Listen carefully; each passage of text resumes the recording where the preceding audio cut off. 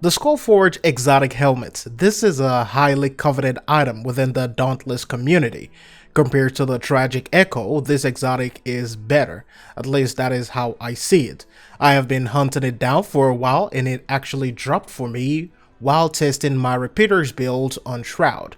So what does it do other than looking cool and looking awesome or blazing fire? Well, this exotic has a unique effect that stacks extra layer of stamina on top of your current stamina bar. Basically, you have like a stamina shield. A percentage of the damage that you deal on a behemoth will equal an extra stamina. So the more damage you deal, the more stamina bar you get on top of the ones you have. This is what is called a stamina shield. So when you lose your stamina, you could burn your overshield first before burning your regular stamina. The helmet also comes with a defensive cell slot, and we will talk about that when we get into our build conversation. So what are the areas where these helmets really shines? For starters, this helps players when fighting Ragetail or Razorwake behemoths.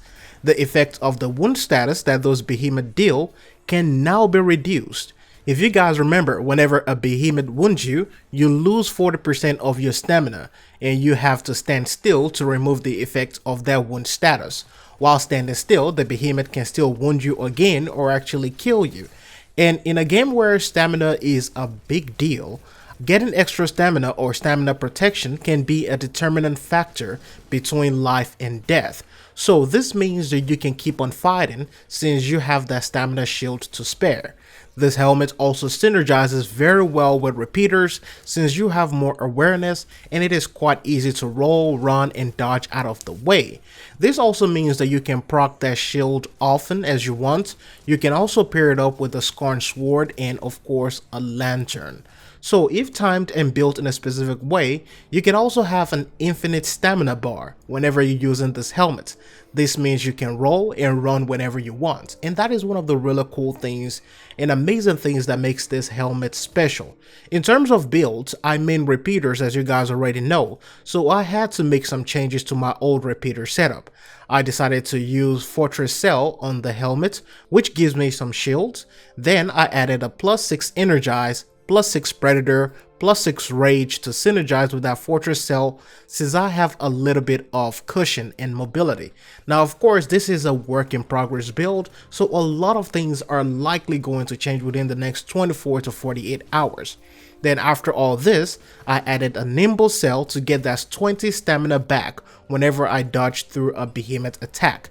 Some perks are passive, some are active, situational, but this works towards the progress of this build. So you will see a lot of things there that may not make sense, but that is because I'm testing some things out.